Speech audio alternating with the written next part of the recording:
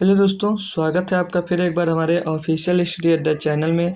हम लोग दोस्तों एसएससी जीडी 2024 और 25 के लिए जो मैथ्स पढ़ रहे हैं उसका दोस्तों आज प्रैक्टिस सेट नंबर 5 है। अब तक हमने दोस्तों 4 प्रैक्टिस सेट सॉल्व कर लिए हैं। आज हमारा प्रैक्टिस सेट नंबर 5 है दोस्तों। ये भी बहुत ही बेहतरीन तरीके से होने वाला है दोस्तों। ये आप लोग अगर दोस्तों टेलीग्राम चैनल मेरा ज्वाइन करना चाह रहे हैं तो ये नाम सर्च कर आप टेलीग्राम पर मेरा टेलीग्राम चैनल ज्वाइन कर सकते हैं, नहीं तो उसकी लिंक डिस्क्रिप्शन में मिल जाएगी, आप वहां से भी उसको दोस्तों ज्वाइन कर सकते हैं। तो आइए हम अपनी क्लास आज की स्टार्ट करते हैं। तो इसका पहला क्वेश्चन दोस्तों हमें क्या दिया गया है, देखिए। बोल रहा है कि 30 और 50 के बीच सभी अभाज्य संख्याओं का योग कितना है। मतलब 30 से और 50 के बीच जितनी अभाज्य संख्याएं आती हैं उनका योग कितना, वो हमें यहाँ पर बताना है। तो इसमें क्या दिक्कत है दोस्तों, आप लोग अपने मन से भी इसको कर सकते हैं। अगर कर सकते हैं एक बार दोस्तों इसका आंसर ज़रूर हमें बताने की कोशिश करें, ठीक है। फिर हम आपको सॉल्व करवा रहे हैं। तो हम तब तक संख्या बता रहे हैं कौन कौन सी होती है, ठीक है। तो पहली संख्या पूछ रहा 30 और 50 के बीच की बात कर रहा है ना। तो 30 के बाद कौन सी पहली अभाज्य संख्या आती है दोस्तों, 31। 31 के बाद कौन सी संख्या आएगी, 33 तो कट जाएगी, 35 भी कट जाएगी, 37 नहीं कटेगी, ठीक है। तो दूसरी संख्या क्या हो जाएगी दोस्तों, 37। फिर अगली संख्या दोस्तों क्या हो जाएगी, ट्राई करते रहिए आप लोग भी। दूसरी संख्या हमारी दोस्तों 39 कर रहा है, 40 कर, 41 नहीं कटेगा तो 41 हो जाएगा यहाँ पर। अगली संख्या 43 हो जाएगी, उसकी अगली संख्या दोस्तों 47 हो जाएगी। उसके बाद 49 भी कर रहा है और हमारा, और तो उसके बाद लेना नहीं है। फिर इसको बोला जोड़ने, इनका योग पूछ रहा है, इसको जोड़ दीजिए। 1 और 7 8 और 1 9 और 3 12 और 12 7 19, 19 का 9 हसीला आपके पास एक, लास्ट टर्म सिर्फ एक ही में 9 है। ऑप्शन नंबर सी एकदम सही जवाब हो जाएगा। बल्कि हम जोड़ भी लेते हैं, हसीला 1 3 1 4 3 7 4 11 4 15 4 19, 199, ठीक है। तो ऑप्शन नंबर हमारा कौन सा दिया यहाँ पर, ऑप्शन नंबर सी आपका एकदम सही जवाब हो जाएगा दोस्तों, ठीक है। ऑप्शन नंबर सी एकदम आपका सही जवाब हो जाएगा। आइए हम अगला क्वेश्चन करते हैं, क्वेश्चन नंबर 2। इसमें क्या कहा गया हमसे कि 50 प्रेक्षणों का औसत 23 निकाला गया। मतलब 50 प्रेक्षण या कुछ है, मतलब जैसे 50 आदमी का औसत 23 है, ठीक।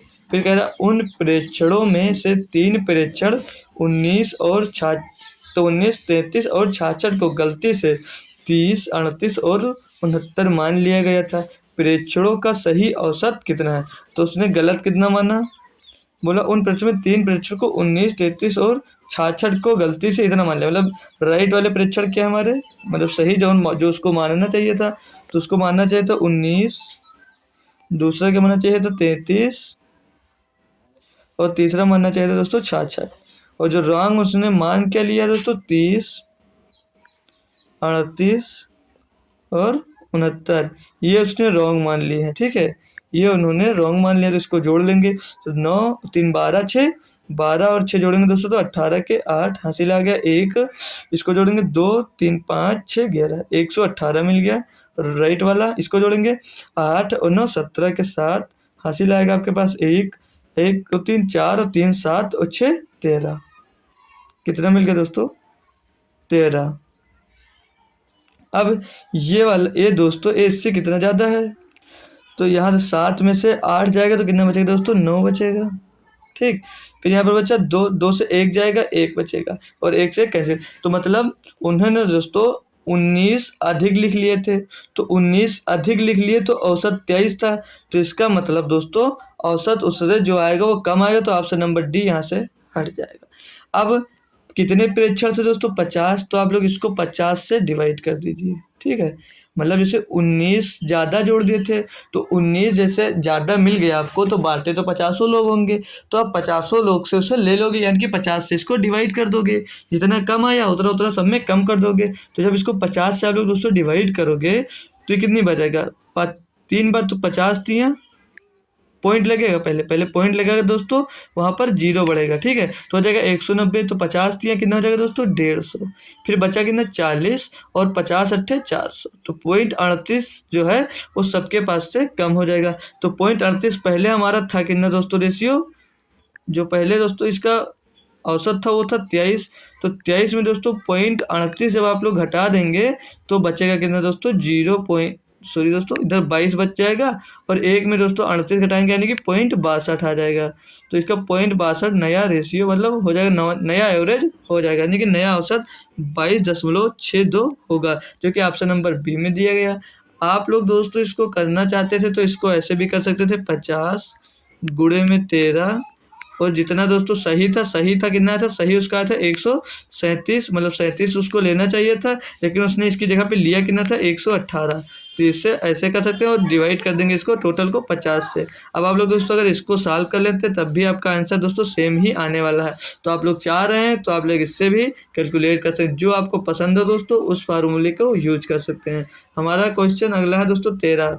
इसमें बोल रहा है एल की आय एम की आय का 125% है और एल का व्यय एम के व्यय का 120% है। यदि एल की आय एम के व्यय का 180% है तो एल की बचत और एम की बचत का क्रमशः अनुपात कितना है। दोस्तों इसे आप लोग कर दिखाइए, खुद से एक बार कोशिश करिए, फिर हम आपको बता रहे हैं, ठीक है। बहुत ही बेहतरीन सा क्वेश्चन दोस्तों हमको ये दिया गया, समझ लीजिए।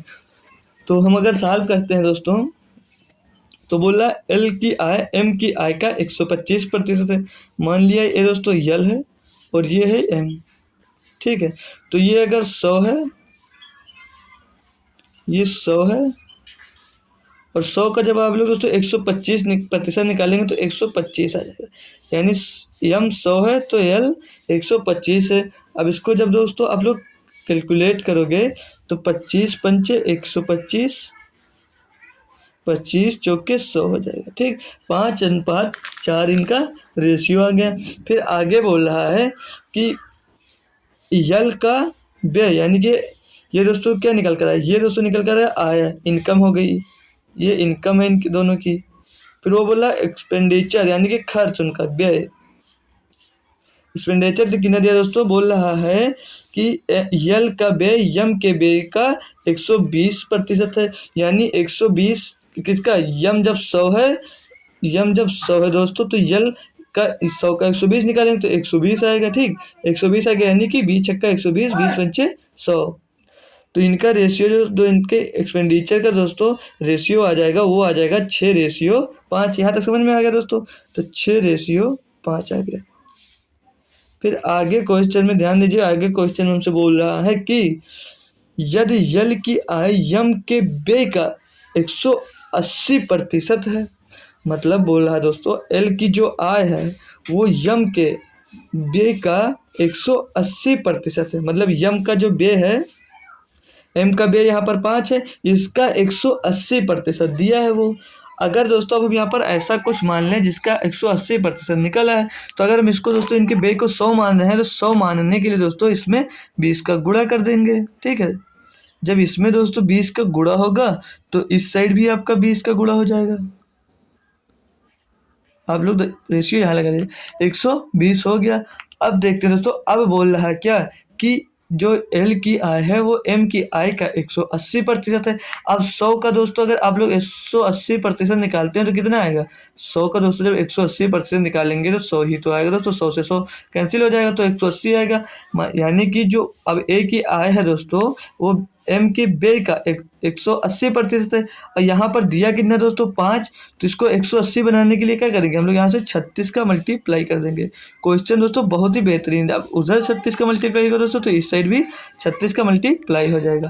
अब हम दोस्तों इसको सॉल्व कर लेंगे अगर, तो ऊपर आ जाएगा पहला 36 पंचे 180, इस साइड में आ जाएगा 36 चौके 144, और इस साइड में आ जाएगा 120, और इस साइड में आ जाएगा 100, ठीक है दोस्तों। तो जैसे दोस्तों जो यल है वो 180 कमा रहा है और जो एम है वो 144 कमा रहा है, ठीक है। तो अब सेविंग निकालने की बात कर रहा है, ये एक्सपेंडिचर है, 180 कमा रहा है दोस्तों जब वो, तो कितना खर्च कर दे रहा है, 120 खर्च दे रहा, तो बचेगा कितना उसके पास 60। और ये दोस्तों जो है वो 144 कमा रहा और 100 जब खर्चा कर दे रहा तो बचेगा कितना यहाँ पर दोस्तों 44, यानी 44 वो बचा रहा है। तो पूछ क्या रहा था, एल और एम का रेशियो पूछ रहा था। आप सब लोग दोस्तों कैलकुलेट कर लेंगे, इसे 4 से काटेंगे तो 4 एकम 4, 4 पंचे 20, 4 से इसको काटेंगे तो 4 एकम 4, 4 एकम 4, तो 15:11 इसका इनका बचत होगा, मतलब सेविंग इनकी कितनी आ जाएगी दोस्तों 15:11, जो कि ऑप्शन नंबर हमको दोस्तों यहाँ पर ए में दिया गया था। आई होप दोस्तों इतना बेहतरीन क्वेश्चन आप लोग बहुत ही आसान तरीके से समझ गए होंगे, मैं ऐसा आशा कर सकता हूँ दोस्तों, ठीक है। और आप लोग दोस्तों जो लोग भी जुड़े हैं वो लोग अपने और भी फ्रेंड्स लोगों को शेयर कर दें, ताकि वो भी दोस्तों क्लास में आकर अपनी मैथ्स की तैयारी अच्छे से कर सकें, ठीक है। क्वेश्चन नंबर दोस्तों 4 दिया है, इसमें बोल रहा है, यहाँ से क्वेश्चन हमारा, अंकित एक कुर्सी 25% की हानि पर बेचता है, ठीक है। यदि वह इसे 900 रुपये अधिक में बेचता है तो उसे 5% का लाभ होता है। 40% का लाभ प्राप्त करने के लिए कुर्सी का विक्रय मूल्य क्या होना चाहिए। मतलब वो दोस्तों अगर जैसे पहले 25% का हानि पर बेच रहा है, यानी कि माइनस का 25, फिर अगर दोस्तों 900 रुपये अधिक में बेच रहा है तो उसे 5% का लाभ हो रहा है। मतलब 75, जैसे जैसे 100% है, अगर वो 25% का छूट देकर दोस्तों बेच रहा है तो उसे हानि हो रही है। अगर 5% अगर बढ़ा देता है अपने क्रय मूल्य पर तो उसे 900 रुपये का लाभ हो जाता है। यानी यहाँ से यहाँ का डिफरेंस कितना हो गया, 25 और 5, 30 का डिफरेंस आ गया, 30% का डिफरेंस आ गया। यहाँ पर 30% का डिफरेंस आ गया। इतना समझ में आया दोस्तों कैसे हुआ ये, जब 25% हानि पर बेच रहा है दोस्तों, ठीक है, ये 25% हानि पर बेचा तो माइनस का 25, और 5% जब लाभ में बेच रहा है तो प्लस का ये 5% हो जाएगा। तो इन दोनों के बीच का डिफरेंस आ जाएगा दोस्तों 30% का, और 30% का डिफरेंस कितना दिया यहाँ पर दोस्तों 900 रुपये। अब ध्यान दीजिए क्वेश्चन में पूछा क्या जा रहा है कि 40% का लाभ प्राप्त करने के लिए कुर्सी का क्रय मूल्य क्या होगा। तो मतलब 40% का लाभ प्राप्त करना है तो क्रय मूल्य पर प्राप्त करो, तो क्रय मूल्य 100 था तो 140% हो जाएगा। तो 900 बटे में दोस्तों 30 और गुणे में 140। यहाँ तक समझ गए दोस्तों। अब इसको आप लोग सॉल्व करेंगे तो 30 से कन्नम 30, 30 तिया 90, पीछे 0, 30 हो जाएगा, और 14 तिया 42 और पीछे डबल 0। तो इसका आंसर दोस्तों क्या हो जाएगा 4200। यानी तो अगर 4200 रुपये में दोस्तों बेचता है तो उसे क्रय मूल्य पर दोस्तों 40% का लाभ मिलेगा। क्वेश्चन नंबर दोस्तों 4 आपका बहुत ही अच्छे से कंप्लीट हुआ है, इसको आप लोग समझ गए होंगे। तो हम अगला क्वेश्चन करते हैं, क्वेश्चन नंबर 5। इसमें दिया दोस्तों बहुत ही बढ़िया क्वेश्चन है ये। क्वेश्चन दिया है दोस्तों 9,000 रुपये 2 वर्षों के लिए 20% वार्षिक दर से ऋण दिए जाते हैं। निम्नलिखित में से कौन सा से कथन सही है। कथन एक दिया दोस्तों हमको, इस धनराशि पर प्राप्त होने वाला साधारण ब्याज दोस्तों ये क्या दिया है, एक मिनट इसको कंफर्म करते हैं क्वेश्चन को। साधारण ब्याज 3500 ये रुपये है दोस्तों, ये थोड़ा मिस्टेक हो जाता है कॉपी करने में, 3500 रुपये होगा। मतलब बोल रहा है क्या जो राशि दी गई है दोस्तों 9,000, उस पर 2 वर्ष का जो दर दी गई है 20% की दर से 2 वर्ष का दोस्तों 3500 रुपये ब्याज होगा। तो हम लोग निकाल लेंगे, इसमें बताना कि कौन सा कथन सही है। तो 9,000 रुपये का दोस्तों 20%, जब साधारण ब्याज जो बोल रहा है तो 2 वर्ष का कितना होगा दोस्तों 40%। तो 40% आप लोग इसका ज्ञात कर लेंगे यहाँ से, ठीक है। तो ये 0 से ये 0 खत्म, 2 0 से 2 0 खत्म, 9 चौक 36, तो यानी 36 पीछे डबल 0, 3600 रुपये आ रहा है। यानी कि दोस्तों इसका ब्याज 3500 बोल रहा है, तो कथन ए बिल्कुल सही नहीं होगा। कथन 2 देखते हैं दोस्तों, कथन 2 हमें यहाँ से दिया है, बोल रहा है इस धनराशि पर प्राप्त होने वाला चक्रवृद्धि ब्याज वार्षिक रूप से संयोजित है। तो क्या वो 3960 रुपये होगा।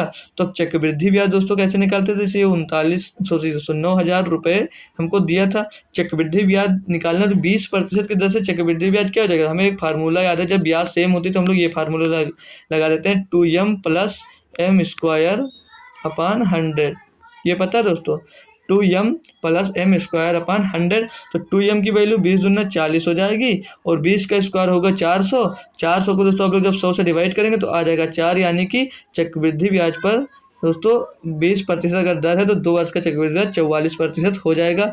आइए दोस्तों ये भी आप लोग अच्छे से समझ लेंगे। तो अब हमें क्या करना है, दोस्तों जो 9,000 दिया गया यहाँ पर 9,000, इसका हम लोग क्या निकाल देंगे 44% निकालते हैं, ठीक है। फिर पता करते हैं हमारा कथन 2 सही है या गलत है। तो ये जीरो ये जीरो ये जीरो ये जीरो आपका कैंसिल हो गया। तो 90 गुणे 44, तो 9 शून्यम जीरो पहले आ जाएगा। फिर 9 चौक 36 के 6, हंसिला आपके पास कितना 3, 9 चौक 36 और 3 39, 36 और 3 39। तो वो कह रहा था इस धनराशि पर प्राप्त होने वाला चक्रवृद्धि ब्याज क्या 3960 है। तो हाँ 3960 है, यानी कि केवल 2 कथन जो दिया था वो एकदम सही हो जाएगा। और यहाँ पर आपका ऑप्शन नंबर सी एकदम दोस्तों सही जवाब हो जाएगा। क्वेश्चन बहुत ही बेहतरीन लेवल का था दोस्तों, ये जीडी में पूछा गया था 6 मार्च 2024 शिफ्ट 1 में पूछा गया था, ठीक है दोस्तों। आइए क्वेश्चन हम अगला देखते हैं। क्वेश्चन नंबर 6 बोल रहा है 2 रेलगाड़ियाँ, एक 390 मीटर और दूसरी 250 मीटर लंबी हैं। समांतर पटरियों पर क्रमशः 78 किलोमीटर प्रति घंटे और 66 किलोमीटर प्रति घंटे की चाल से विपरीत दिशाओं में चल रही। यहाँ पर दोस्तों विपरीत दिशा में चल रही, ये ध्यान में रखना है, ठीक है। उन्हें एक दूसरे को पार करने में कितना समय लगेगा।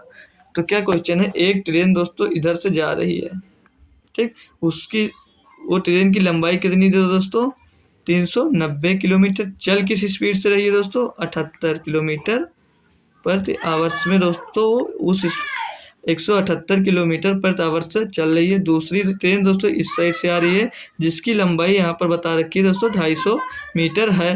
और ये किस स्पीड से जा रही है दोस्तों 66 किलोमीटर प्रति आवर्स से, ठीक है, 66 किलोमीटर प्रति आवर्स से चल रही है। अब इसमें हमसे पूछ रहा है उन्हें एक दूसरे को पार करने में कितना समय लगेगा। तो समय हमसे दोस्तों पूछा गया है, तो समय बराबर फार्मूला पता है दूरी बटे चाल। तो इनको हम पहले ऐड कर लेंगे। तो 0 9 5 14 के 4, हंसिला 1 3 2 5 1 6, 640 ट्रेन की दोनों की टोटल लंबाई हो गई। और लंबाई किस में दी गई दोस्तों मीटर में, ये भी ध्यान रखना।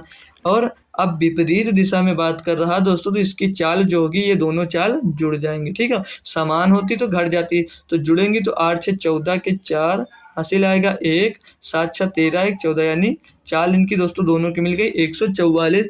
अब मीटर में दोस्तों ऑप्शन सारे आपको सेकंड में दिए हैं, तो मीटर प्रति सेकंड में बनाने के लिए से दोस्तों आप किससे गुणा करते हैं 5/18 से। और 5/18 से गुणा करेंगे तो 18 दोस्तों ऊपर पहुंच जाएगा। अब इसको आप लोग सॉल्व कर लीजिए, आपका आंसर मिल जाएगा। तो 18 का नाम 18 18 8 144, और ये 8 से ही काट दीजिए तो 8 8 64, यानी कि कितना मिल जाएगा दोस्तों 80। और फिर 5 से जब दोस्तों आप लोग इसको काटते हैं तो 5 एक नाम 5 और 5 16 80, यानी कि 16 सेकंड में दोस्तों वो एक दूसरे को पार करेंगे दोस्तों। तो आई होप क्वेश्चन नंबर 6 आपको आसानी से दोस्तों समझ में आ गया होगा। क्वेश्चन नंबर 7 देखते हैं कि इसमें हमें क्या दिया गया है। क्वेश्चन दिया दोस्तों, यदि एक समचतुर्भुज का परिमाप 200 सेंटीमीटर है और इसका एक विकर्ण 80 सेंटीमीटर है, तो समचतुर्भुज का क्षेत्रफल कितना है। हमारा जो दोस्तों समचतुर्भुज होता है उसका चारों भुजाएं बराबर होती हैं दोस्तों, इसकी चारों जो भुजाएं होती हैं वो बराबर होती हैं, पर ये जो इनका कोण होता है दोस्तों वो 90 डिग्री का नहीं होता है। और जो अगर चारों भुजाएं बराबर होगी, कोण 90 डिग्री का होगा, तो क्या हो जाएगा वो दोस्तों स्क्वायर बन जाएगा। अब इसमें कह क्या रहा था, इस परिमाप है समचतुर्भुज का परिमाप दोस्तों 50 सेंटीमीटर। इनके परिमाप यानी इन चारों की जो लंबाई चौड़ाई दी गई है, इनको जोड़कर परिमाप 200 बनाएंगे। 200/4 कर देंगे। जब हम 200/4 करेंगे तो बराबर 50, यानी क्या एक भुजा इसकी दोस्तों 50 सेंटीमीटर की हो जाएगी, ठीक है। तो चारों भुजाएं हैं तो ये 50 सेंटीमीटर की हो जाएंगी, ये 50 की हो जाएगी दोस्तों, और ये भी 50 का हो जाएगा, और ये भी 50 की हो जाएगी, और ये भी 50 का हो जाएगा। ये चारों दोस्तों परिमाप 50-50 के हो जाएंगे, ठीक है। फिर आगे इसमें बोल रहा है कि और इसका एक विकर्ण 80 सेंटीमीटर का है। अब इसमें जो एक विकर्ण देगा तो विकर्ण ऐसे दिया होता है, ठीक है, विकर्ण बीच दोनों भाग में इसको डिवाइड कर देता है। जो इसकी लंबाई दी गई दोस्तों विकर्ण की, वो कितनी दी रही है आपको यहाँ पर 80 सेंटीमीटर दी गई है, ठीक। इतना समझ में आ गया आपको। फिर आगे क्या कह रहा है क्वेश्चन, ठीक है। और एक विकर्ण इतना, तो दूसरा विकर्ण भी देख लीजिए। दूसरा विकर्ण जो होगा ये, अब यहाँ से जो दोस्तों इसमें आप लोगों ने पढ़ा होगा जब चैप्टर में कि जो ये दूसरा विकर्ण काटता है तो एक विकर्ण को बीच से काटता है, ठीक। एक विकर्ण को ये बीच से काटता है, यानी जो विकर्ण ये 80 का था ये तो दो भागों में विभाजित हो जाएगा। तो एक हो जाएगा दोस्तों 40 सेंटीमीटर का, और दूसरा भी यहाँ से दोस्तों हो जाएगा 40 सेंटीमीटर का। इतना समझ में आया? फिर आगे देखिए दोस्तों आप लोग। और क्वेश्चन में हमसे पूछा गया था कि समचतुर्भुज का क्षेत्रफल ज्ञात कीजिए। और क्षेत्रफल का फार्मूला क्या होता है दोस्तों? 1/2 d1 गुणे d2, ये फार्मूला होता है दोस्तों। ठीक है। अब हमें दोस्तों d1 मतलब एक बिकड़ पता है कि 40 है, तो दूसरा बिकड़ ये वाला हमें यहाँ पर ज्ञात करना है। ये जो बिकड़ दिए हैं हमें ये ज्ञात करना है। तो हमें ये 40 दिया है, ये 50 दिया है। तो जब बिकड़ निकालने के लिए हम इनमें पाइथागोरस लगाएंगे तो 50 25 दोस्तों, जो 50 है इसका स्क्वायर होगा 2500, और जो 40 दिया इसका स्क्वायर कितना हो जाएगा दोस्तों? 1600। और 2500 में से 1600 घटाएंगे तो बचेगा 900। तो रूट का 900 बचेगा, यानी कि ये कितना, ये बिकड़ दोस्तों मिल जाएगा 30 का, और ये भी 30 का मिलेगा, यानी कि टोटल जो ये दूसरा बिकड़ मिलेगा ये 60 सेंटीमीटर का मिल जाएगा दोस्तों। तो यहाँ पर जो 1/2 d1 दोस्तों 40 और d2 कितना मिलेगा दोस्तों? यहाँ से 3। इतना दोस्तों आप लोगों को समझ में आ गया होगा आई होप। लेकिन दोस्तों d1 d2 पूरा बिकड़ लिया जाएगा। यहाँ पर हमने आधा लिया है। ये पहला बिकड़ दिया था 80 का सेंटीमीटर का, और दूसरा जो बिकड़ होगा दोस्तों 60 सेंटीमीटर का है। ठीक है। ये 30 का है, आधा निकल कर आया तो पूरा 30 का होगा। ये बराबर पे दोस्तों काटते हैं, तो 2 से काटेंगे इसको तो 2 जो कि 8 40 हो जाएगा। 40 का गुणा 600 होगा, यानी कि 4 छंग 24, पीछे डबल जीरो लग जाएगा। तो ऑप्शन नंबर सी दोस्तों इसका सही जवाब हो जाएगा। यानी ये जो समचतुर्भुज का क्षेत्रफल होगा वो 2400 सेंटीमीटर स्क्वायर दोस्तों इसका समचतुर्भुज होगा। क्वेश्चन दोस्तों बहुत ही बेहतरीन लेवल का था। आइए हम क्वेश्चन नंबर 8 देखते हैं। यहाँ पे गायब है, शायद अगले पेज पे होगा। क्वेश्चन नंबर 8 में क्या दिया दोस्तों, हम लोग देखते हैं। क्वेश्चन नंबर 8 दिया, ठीक। क्या है क्वेश्चन में? एक काम को 55 दिनों में पूरा कर सकता है, वह 20 दिनों तक काम करता है, और शेष काम को बी, जो यहाँ शेष काम को बी है, ये 8 नहीं है, शेष काम को बी अकेले 49 दिनों में पूरा करता है। तो दोनों को एक साथ मिलकर उसी काम को पूरा करने में कितने दिन लगेंगे दोस्तों? तो ए अगर एक काम को 55 दिनों में करता है, वो बोला है कि 20 दिनों तक काम करता है फिर छोड़ देता है, तो कितना काम बचेगा दोस्तों? 35 काम बचेगा। ए का काम कितना बचेगा दोस्तों? 35 काम बचेगा। बोला उसी कार्य को बी 49 दिनों में करता है, तो बी उसे कितने दिनों में करता है दोस्तों? 49 दिनों में करता है। तो यहाँ से दोस्तों आप लोग ए और बी की एफिशिएंसी निकाल लेंगे। तो ए बटे बी, तो बी गुणे में, तो इस साइड में दोस्तों एक इक्वल में आ जाएगा 49/35 आ जाएगा। ठीक है, यहाँ तक समझ में आया। अब इसको दोस्तों 7 से अगर हम काट देते हैं तो 7 7 49 और 7 5 35 आ गया। ठीक है। अब हमको निकालना है टोटल। तो ए की एफिशिएंसी 7 मिल गई और बी की एफिशिएंसी यहाँ से 5 मिल गई। हमको यहाँ से जब टोटल वर्क निकालना है तो एक काम को कितने दिनों में करते हैं? तो 55, यानी कि टोटल काम कितना हो जाएगा दोस्तों? हमारा जो टोटल काम यहाँ से मिलेगा वो 7 गुणे 55। ठीक। और हमसे क्वेश्चन में क्या कह रहा है कि दोनों को एक साथ मिलकर उसी काम को पूरा करने में कितने दिन लगेगा? तो दोनों काम करते हैं कितना? 7 और 5 12, एक दिन में दोनों 12 काम करते, तो पूछ रहा है टोटल काम को कितने दिनों में ये लोग कर पाएंगे। तो इसको अब को 12 से काटना है, तो ये किसी से डिवाइड हो रहा है तो नहीं हो रहा, तो इसे पूरा कैलकुलेट कर लेंगे। हमें क्या दिक्कत? 7 से 35, 35 का 5 हासिल आपके पास कितना है दोस्तों? 3। 7 से 35 और 3 38, 385 बच्चे 385/12, 385/12 में ही आपको ऑप्शन दिया, कुछ काटने की ज़रूरत ही नहीं थी। 385/12 दिन में दोस्तों ये दोनों मिलकर टोटल काम को पूरा कर देंगे। आपका ऑप्शन नंबर एकदम सही जवाब हो जाने वाला दोस्तों। सारे क्वेश्चन जो पूछे जा चुके हैं हम वही क्वेश्चन करवा रहे हैं खुद से दोस्तों। कोई भी क्वेश्चन यहाँ पर नहीं लाया जा रहा है या कोई भी इजी क्वेश्चन हम आपको करवा रहे हैं डेली। ठीक है, जो क्वेश्चन आपके पेपर में पूछा गया दोस्तों उसी टाइप से क्वेश्चन हम लेकर आए। सारे क्वेश्चन इजी होते हैं दोस्तों, बस 3-4 क्वेश्चन इसमें टफ वो जरूर बना देता है जिसमें आप दोस्तों थोड़ा सा घूम जाए।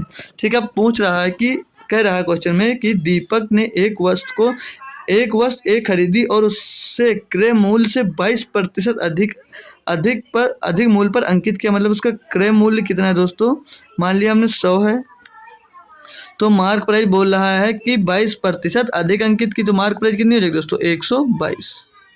तो अब आगे क्वेश्चन हमसे कह रहा है कि अंततः उसने वस्तु को 15% की छूट पर बेच दिया, लाभ या हानि प्रतिशत क्या होगा? यानी हमें सेलिंग प्राइस निकालना है। 122 रुपये की चीज़ को 15% की छूट पे बेचोगे तो क्या उसे 85 में ही तो बेचोगे दोस्तों? मतलब 85% में ही बेचोगे, तो 85/100 कर दीजिए। अब इसको आप लोग सॉल्व कर लीजिए। तो अब इसको सॉल्व करेंगे अब जब, तो 5 एकम 5, 5 सत्ते 35 और 5 से काटेंगे 20 बार जाएगा, फिर इससे दोस्तों 2 से काटेंगे, 2 दहम्मा 20 जाएगा। फिर इसको 2 से काटेंगे, 2 एकन्ना 2 छंग 12, 2 एकन्नम 2, 61 गुणे 17, तो 17 एकन्नम 17 के साथ हासिल आया 1, 17 छक्का 102 और एक 17 कम 17 के साथ हासिल आया 1, 17 छक्का 102 और हासिल एक हो जाएगा 103। 103/10 होगा, तो ये 10 हटका दोस्तों यहाँ पर एक अंक बाद पॉइंट लग जाएगा। तो बोला लाभ या हानि प्रतिशत 100 में खरीद रहा था, 103.7 में बेच रहा, तो उसका कितना लाभ ही तो हो रहा है दोस्तों। तो लाभ कितना हो रहा है 3.7 दशमलव उसका 3.7% का उसे लाभ प्राप्त हो रहा है, जो कि ऑप्शन नंबर दोस्तों ए में दिया है। दोस्तों सी मत लगाना, वरना नंबर आपके पाने के बजाय आधा नंबर और आपको वहाँ से चला जाएगा। ठीक है, आइए क्वेश्चन नंबर 10 देखते हैं। इसमें बोला है 2 उम्मीदवारों के बीच एक चुनाव में एक उम्मीदवार को कुल वैध मतों का 48 मत मिले। याद रखना, वैध मतों का 48% मिला उसे। फिर बोला 18% मत अवैध थे। यदि कुल मतों की संख्या 17,500 थी, तो दूसरे उम्मीदवार को मिले वैध मतों की संख्या ज्ञात कीजिए। क्वेश्चन दोस्तों आसान है, थोड़ा सा बस कैलकुलेशन करना है आपको। 17,000 रुपये थी, 17,500 कुल मत थे। बोल रहा 18% मत अवैध हो गए, यानी कि कितने मत वैध बचे, 82% मत अवैध बचे, यानी कि 82/100। अब बोल रहा है कि एक को दोस्तों 48% मत मिले, तो यदि कुल मतों की संख्या इतनी, तो दूसरे उम्मीदवार को कितना मिला। जब दोस्तों वैध मतों का एक को 48% मत मिल गया दोस्तों, तो जो दूसरा होगा उसको कितना मिलेगा, 52% ही तो मिलेगा। 52 और 48 100 होता है, तो एक को जब मिल गया था दोस्तों 48, तो दूसरे को मिलेगा वैध मतों का 52%। अब इसको आप लोग सॉल्व कर सकते हैं यहाँ से। तो ये 1 0 2 0 1 0 2 0 कैंसिल हो जाएगा। और अगर इसको काटते हैं 2 से, अगर 25 से काट लेते हैं, ठीक है, 25 7 175, 25 चौके 100, 4 से ये कट जा रहा है, 4 से ये कट जा रहा है, 4 एकनम 4, 4 3 12, तो मिल जाएगा 7 गुणे 82 गुणे 52। तो 7 अगर मैं लास्ट डिजिट देखते हैं, 7 दूनी 14, 3 42, लास्ट का डिजिट 2 आ रहा है, तो 2 ऑप्शन में आ रहा था, यानी कि ये 2 ऑप्शन कैंसिल हो जाएंगे। तीसरा कैलकुलेशन करने से बच सकते हैं, इसमें से जो मल्टीपल होगा 7 का मल्टीपल होगा, जो आंसर होगा। तो 7 एकनम 7, तो कुछ नहीं करता, 5 उतारेंगे, नहीं करता 0 लगाएंगे, हो जाएगा 51, 7 7 49, 2 बचा 22। ये भी नहीं होगा, आंसर नंबर आपका एकदम यहाँ पर दोस्तों डी सही हो जाने वाला। कैलकुलेशन करने की कोई जरूरत नहीं है। 7 7 7 49, 7 एकम 7, 7 छंग 42, 4 बचा 42 होगा, 4 छंग 42, यानी कि पूर्णतः कर रहा है, तो ऑप्शन नंबर डी एकदम इसका सही जवाब हो जाने वाला। आइए दोस्तों क्वेश्चन नंबर 11 देखते हैं। इसमें बोल रहा है आकाश ने अपने घर से स्कूल तक की दूरी अपनी साइकिल से 3 बराबर भागों में क्रमशः 5 किलोमीटर प्रति घंटे, 10 किलोमीटर प्रति घंटे और 15 किलोमीटर प्रति घंटे की चाल से तय करता है। अपने घर से स्कूल जाने में आकाश की औसत चाल क्या है दोस्तों। तो औसत चाल निकालना है, तो हमने 3 दूरी मान लिया यहाँ से। जैसे ये देखिए, ये यहाँ 3 दूरी है, ये यहाँ से यहाँ तक गया दोस्तों 5 किलोमीटर प्रति घंटे की गति से, 5 किलोमीटर प्रति घंटे, ये 10 किलोमीटर प्रति घंटे और ये 15 किलोमीटर प्रति घंटे।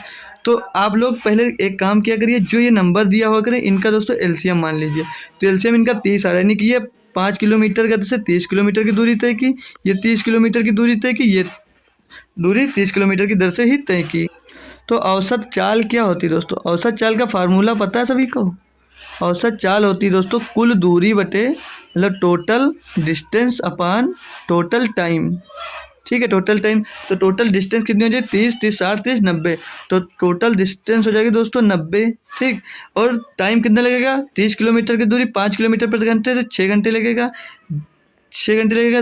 30 किलोमीटर की दूरी 10 किलोमीटर प्रति घंटे से 2 घंटे लगेंगे, और 30 किलोमीटर की दूरी 15 किलोमीटर प्रति घंटे से, तो 2 किलोमीटर लगेगा। ये यहाँ पर 3 लगेगा दोस्तों, 10 3 30, तो टोटल दूरी कितनी आ गई 6 9 2 11, यानी कि 90/11, और 90/11 को सरल करेंगे तो 11 8 88 बचा 2/11, तो 8 से 2/11 किलोमीटर प्रति घंटे ऑप्शन नंबर डी में दिया गया। आपका ऑप्शन नंबर डी यहाँ पर एकदम दोस्तों सही जवाब हो जाएगा। आई होप क्वेश्चन दोस्तों अच्छे से समझ में आ रहे होंगे। तो अब हम अगला क्वेश्चन करते हैं, क्वेश्चन नंबर 12।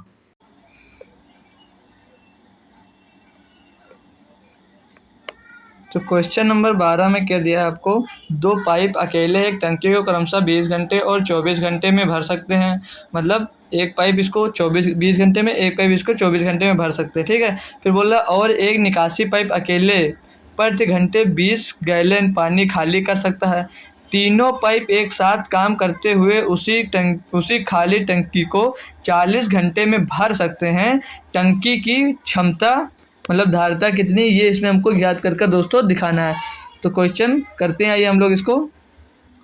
तो ए की एफिशिएंसी कितनी दे रखी है दोस्तों, ए इसमें कितना भरता है 1 घंटे में, 20 घंटे में, ए 20 घंटे में भरता है। और जो बी दिया है दोस्तों, बी मान लेते हो कितनी देर भरता है दोस्तों, 24 घंटे में। फिर आगे दोस्तों यहाँ से पढ़िए, बोल रहा है कि तीनों पाइप एक साथ काम करते हुए उससे खाली टंकी को 40 घंटे में भर सकते हैं। मतलब तीनों चलते हैं तो कितनी देर में भर सकते हैं, 40 घंटे में भर सकते हैं। लेकिन ये जो सी था वो दोस्तों खाली कर रहा था, ठीक है, यहाँ पर ये बात ध्यान रखना। तो ए प्लस बी और प्लस सी, मतलब ये माइनस का सी रहेगा, ये आपको हमेशा ध्यान रखना। फिर तो ये मिलकर तीनों मिलकर 40 घंटे में दोस्तों भर सकते हैं, ठीक, यहाँ तक आपको समझ में आ गया। अब इनका एलसीएम अगर निकालते हो आप तो इनका एलसीएम 120 आ जाएगा। इनका एलसीएम कितना होगा दोस्तों, 120 होगा। आइए दोस्तों क्वेश्चन आपको समझ में आ रहा होगा, ठीक है। फिर 20 से काटेंगे तो ए की एफिशिएंसी 20 छक्का 120 और बी की एफिशिएंसी 24 पंचे 120 और ए बी सी की एफिशिएंसी कितनी आ गई यहाँ पर 3, ठीक, इतना समझ में आ गया आपको। तो 120 है और ये लोग इतना काम कर रहे हैं। अब आगे पूछा है कि टंकी की धारिता क्षमता कितनी है, ठीक है। तो ए प्लस बी प्लस सी से हम निकाल लेंगे सी का वैल्यू, यहाँ से पहले हमें निकालना है। तो 6 5 11, ए बराबर कितना दोस्तों, ए कितना देता है, ए है 11 और जो ये 3 सी दिया है ये है कितना आ जाएगा यहाँ से जब निकालेंगे हम, तो 11 यहाँ इधर लिख लेते हैं। ए प्लस बी मिलाकर 11 काम करते हैं और जो सी है दोस्तों वो कितना अकेले काम करता है, और जो सी है सी इधर होगा, सी बराबर 3 दिया है, ठीक है। तो जब ये सी माइनस करेगा ना, यहाँ से देख लीजिए सी माइनस का तो सी खाली कर रहा है तो माइनस का सी बराबर 3। तो सी की एफिशिएंसी कितनी निकल कर आ जाएगी दोस्तों, यहाँ पर सी की एफिशिएंसी जो होगी वो 8 लीटर, मतलब वो 8 लीटर पर घंटे से वो खाली कर रहा है, ठीक है, यहाँ पर समझ में आया। लेकिन 8 हमारा निकल गया, लेकिन क्वेश्चन में था 20 गैलन, मतलब पर घंटे 20 गैलन, यानी कि 8 की जो वैल्यू थी वो दोस्तों कितनी दी थी, 20 घंटे। तो एक की वैल्यू अगर निकालेंगे आप तो एक की वैल्यू हो जाएगी दोस्तों, छोटा कर थोड़ा हम समझते हैं, एक की वैल्यू हो जाएगी 1 बराबर 8 20/8 हो जाएगा, ठीक है। फिर यहाँ पे आ नहीं रहा, थोड़ा इधर कर लेते हैं, ठीक है। एक की वैल्यू हो जाएगी 20/8 और कह क्या रहा था वो कि टंकी को कितनी, टंकी की क्षमता पूछी जाती है। टंकी की क्षमता यहाँ पर दोस्तों कितनी दी रखी है, 120 लीटर। तो 120 से इसको आप लोग मल्टीप्लाई कर देंगे तो 8 से कन्नम 8, 8 से इसको काटेंगे तो 8 कन्नम 8, 8 पंजे 40, यानी कि 15 गुणे 20 बराबर कितना हो जाएगा, 15 दूना 30, तो यानी कि 300। मतलब टंकी की जो क्षमता थी दोस्तों वो 300 गैलन की थी। आई होप दोस्तों क्वेश्चन आपको ये समझ में आ गया होगा। बहुत ही न्यू टाइप का क्वेश्चन था, इसीलिए हमने इसको लिया था कि आप लोग ये भी सीख लें इस टाइप का, ठीक है। तो अगला क्वेश्चन करते हैं, क्वेश्चन नंबर 13। इसमें दिया टॉम और जेरी मिलकर एक काम को 9 दिनों में पेंट कर सकते हैं। यदि टॉम अकेले उसी घर को 15 दिनों में पेंट कर सकता है तो जेरी अकेले उस घर को पेंट करने में कितना समय लेगा। तो क्या दिक्कत है दोस्तों, इसको भी आप लोग आसानी से कर सकते हैं दोस्तों, इजी क्वेश्चन है हमारा। ये कह रहा है टॉम और जेरी, मतलब टी, टॉम को टी मान लो और जेरी को जे मान लो, ये कितने दिनों में काम करते हैं दोस्तों, ये 9 घंटे में काम करते हैं, ठीक। और फिर बोला टॉम अकेले उसी काम को 15 दिन में करता है। टॉम जो है वो अकेले उसी काम को 15 दिन में करता है। तो 15 और 9 का एलसीएम हो जाएगा 15 या 45, हाँ 45 इनका एलसीएम आ जाएगा। तो अब इनकी एफिशिएंसी निकालेंगे तो टॉम और जेरी मिलकर एक दिन में 5 काम करते हैं और टॉम अकेले एक दिन में दोस्तों 3 काम करता है, ठीक, यहाँ से पता चल गया। अब आप लोग यहाँ से जेरी की एफिशिएंसी निकालेंगे तो 5, यहाँ टॉम की एफिशिएंसी निकल कर आई 3, तो 3 उधर घट जाएगा तो जेरी की एफिशिएंसी कितनी निकल कर आ जाएगी, एक दिन में 2 काम करेगा, ठीक। यहाँ तक समझ में आ गया। काम कितना था, आप पूछ रहा था कि अकेले उस घर को पेंट करने में कितना समय लगे। तो घर में टोटल काम कितना हो रहा था दोस्तों, 45, और एक दिन में जेरी कितना करता है, 2, तो 45/2 इसका आंसर हो जाएगा, जो कि ऑप्शन नंबर बी में हमारा दिया गया था दोस्तों। ये भी क्वेश्चन आसान सा था।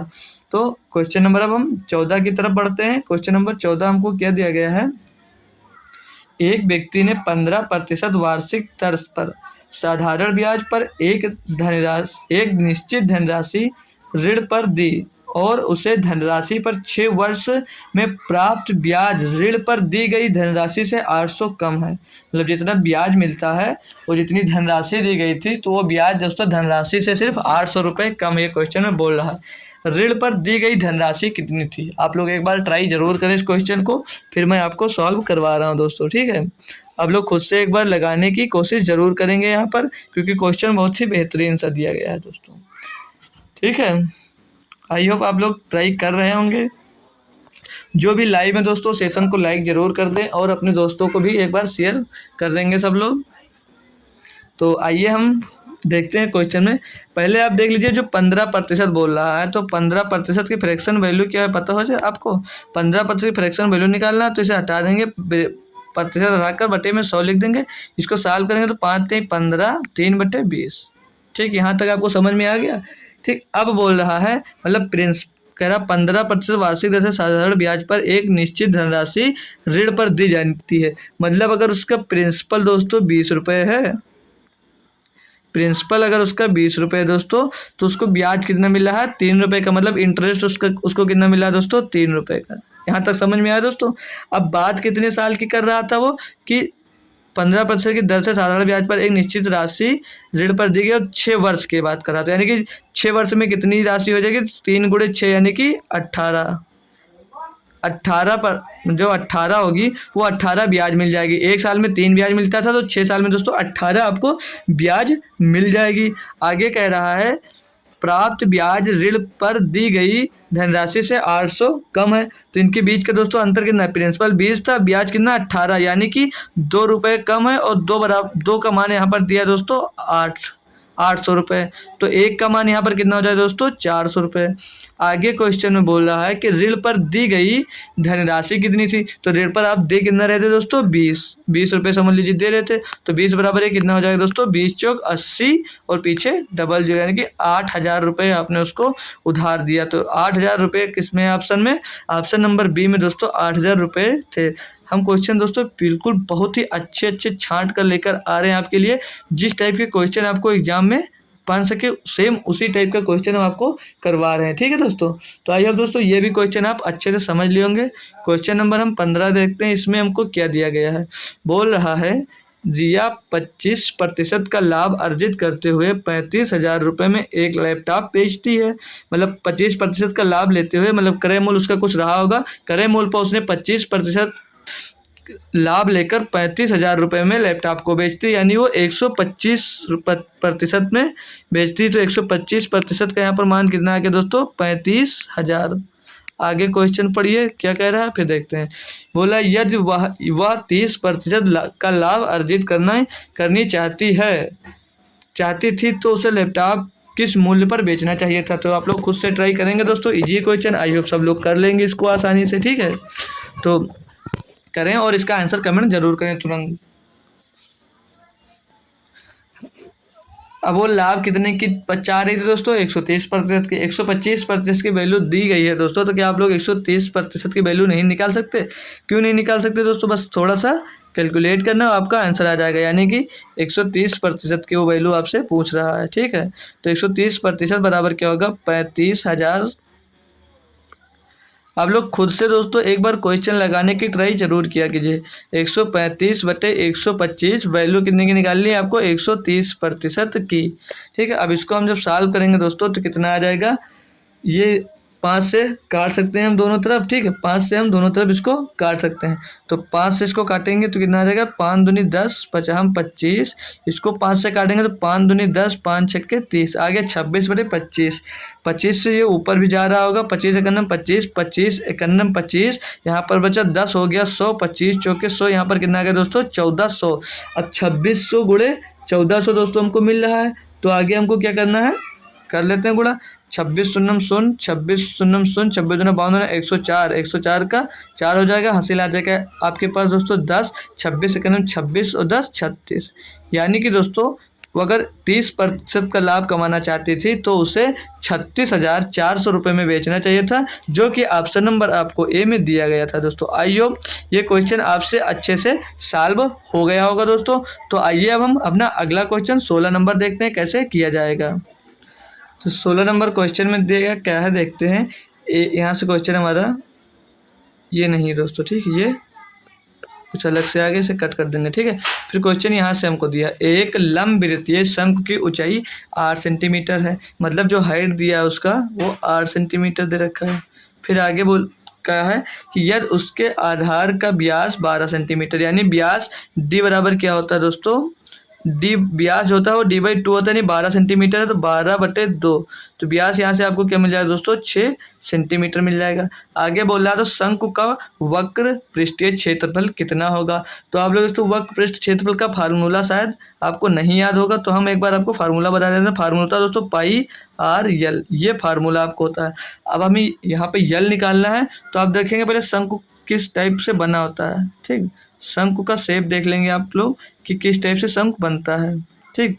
तो शंकु हमारा कुछ इस टाइप से दोस्तों बनता है, बहुत अच्छा नहीं बन रहा है बट बनाने की कोशिश करेंगे हम।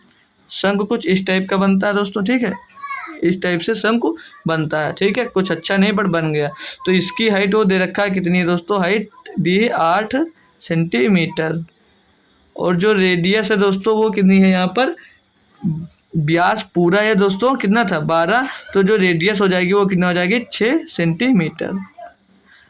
अब आपको पता है दोस्तों, जब आधार पता है आपको लंब पता है, तो ये वैल्यू कर्ण निकालने तो क्या लगाते हैं, पाइथागोरस प्रमेय लगाते हैं। तो लंब स्क्वायर बराबर क्या होता है दोस्तों, कर्ण स्क्वायर प्लस आधार स्क्वायर, तो 8 का स्क्वायर 64 और प्लस 6 का स्क्वायर 36, तो ये होगा टोटल 100, और उधर लंब का स्क्वायर था तो ये रूट में आ जाएगा, तो 100 का रूट कितना आ जाएगा दोस्तों 10। तो इसकी जो हाइट मिल गई वो कितनी मिल गई दोस्तों, यहाँ से आपको 10 मिल गई। तो हमें यल की वैल्यू मिल गई। अब पुट कर दीजिए 22 का दोस्तों, जो पाई का मान होता है वो 22/7 होता है, और गुणे में आर का मान हमको दिया था 6, और एल का मान कितना निकल कर आएगा दोस्तों, यहाँ पर 10।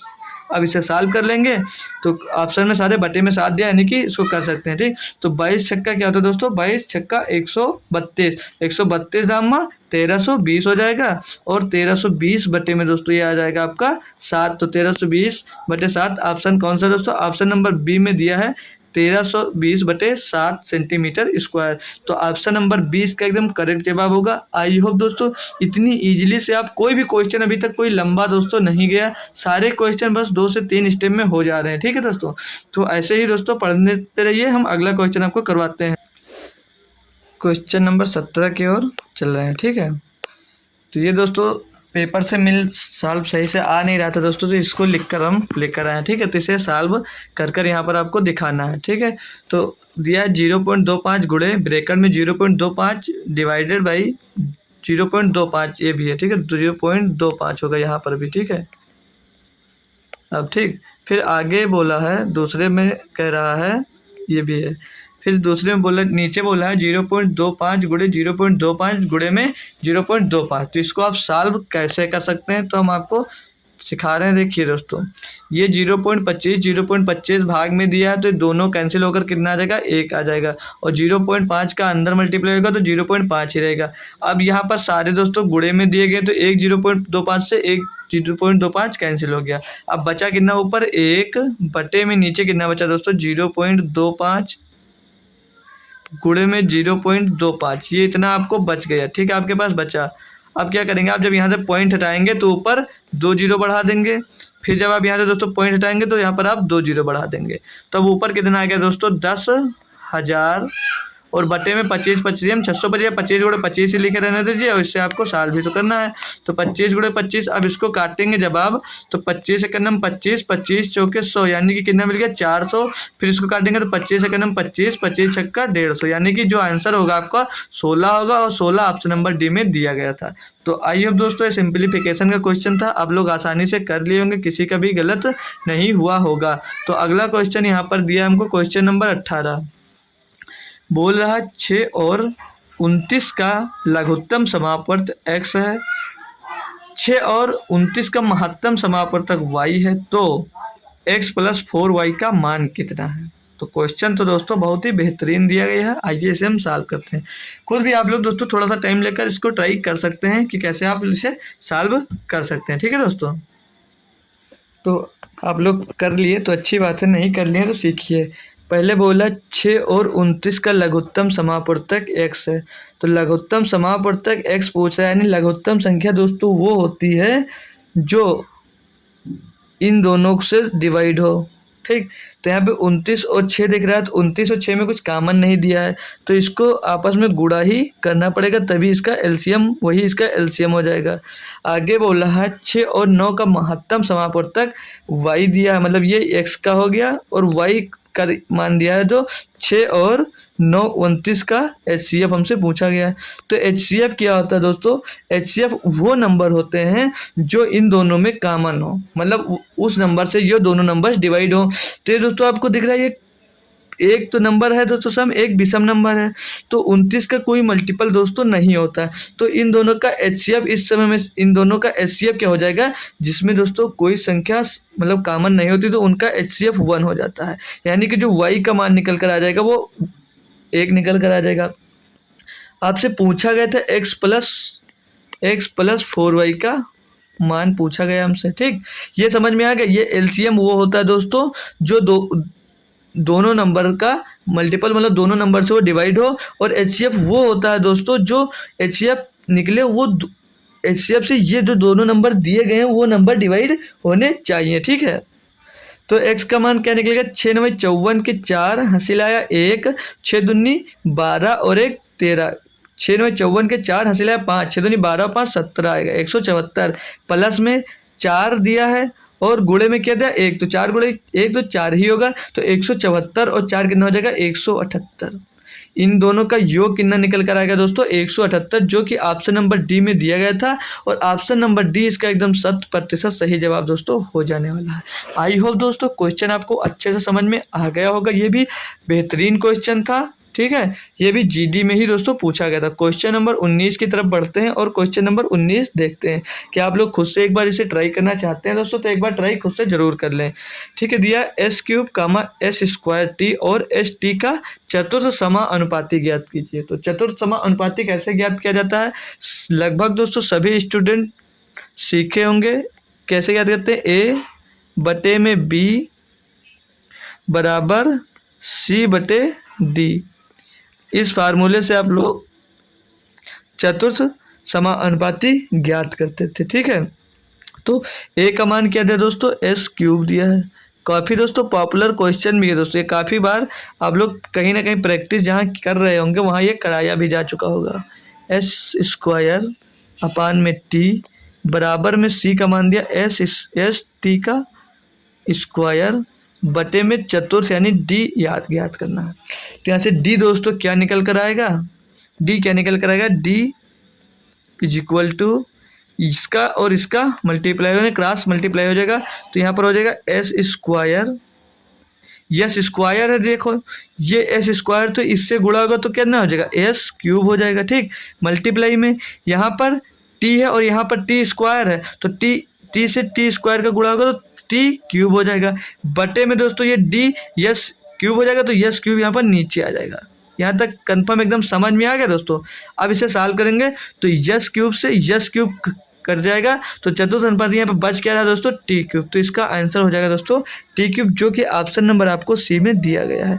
आई होप दोस्तों क्वेश्चन आप अच्छे से इसे सॉल्व कर लिए होंगे, समझ में आ गया दोस्तों। इससे चतुर्थ अनुपाती निकाला जाता है, ये आप लोग ध्यान में रखेंगे और आपका क्वेश्चन एकदम सही चला जाएगा। क्वेश्चन ये भी दोस्तों जीडी में ही पूछा गया था दोस्तों। ठीक है, तो आई होप दोस्तों एकदम क्वेश्चन सारे समझ में आ गए। तो आइए हम क्वेश्चन नंबर 20 की तरफ बढ़ते हैं, और क्वेश्चन नंबर 20 रोज की तरह हम आज इसको भी आपको होमवर्क में देते हैं। इसका आंसर दोस्तों कमेंट में जरूर बताइए, और अगर नहीं होता आपसे तो हम आपको ये क्वेश्चन दोस्तों कल अपने लेक्चर में इसे जरूर आपको सॉल्व करवा देंगे। अगला प्रैक्टिस सेट दोस्तों जब कल आएगा उसमें आपको इसका सॉल्यूशन मिल जाएगा, तो इसका आंसर दोस्तों कमेंट बॉक्स में हमें जरूर से जरूर दे दोस्तों। ठीक है, तो आज का लेक्चर यहीं पे समाप्त हुआ। आज का लेक्चर दोस्तों प्रैक्टिस सेट नंबर हमारा 5 था। प्रैक्टिस सेट नंबर हम दोस्तों 5 अच्छे से सॉल्व किए, हमारा बहुत ही अच्छे से प्रैक्टिस सेट दोस्तों सॉल्व हो गया। तो आप लोगों को बता दें, हम अगर आप लोग हमारा टेलीग्राम चैनल दोस्तों ज्वाइन करना चाहते हैं तो ऑफिशियल स्टडी अड्डा दोस्तों सर्च कर टेलीग्राम चैनल ज्वाइन कर सकते हैं, नहीं तो आपको लिंक डिस्क्रिप्शन में दी जाएगी, वहाँ से इसे भी चैनल ज्वाइन कर सकते हैं। और हमारा व्हाट्सएप ग्रुप का लिंक भी वहाँ पे दिया गया है, तो व्हाट्सएप ग्रुप भी आप लोग दोस्तों ज्वाइन कर सकते हैं। इसके अलावा दोस्तों आपको और भी कोई दिक्कत आती है तो आप हमारे मैथ से रिलेटेड ओनली तो आप हमें इस नंबर पर दोस्तों कांटेक्ट कर सकते हैं। हमारा नंबर है 7238885498। ये दोस्तों नंबर है, आप लोग यहाँ से कांटेक्ट करके आप मैथ से रिलेटेड कोई भी प्रॉब्लम भेज सकते हैं। हम उसको आप उसमें आपको दोस्तों पूरी तरह से हेल्प करते हैं। तो मिलते हैं दोस्तों आपको अगले लेक्चर में, तब तक के लिए थैंक यू, जय हिंद।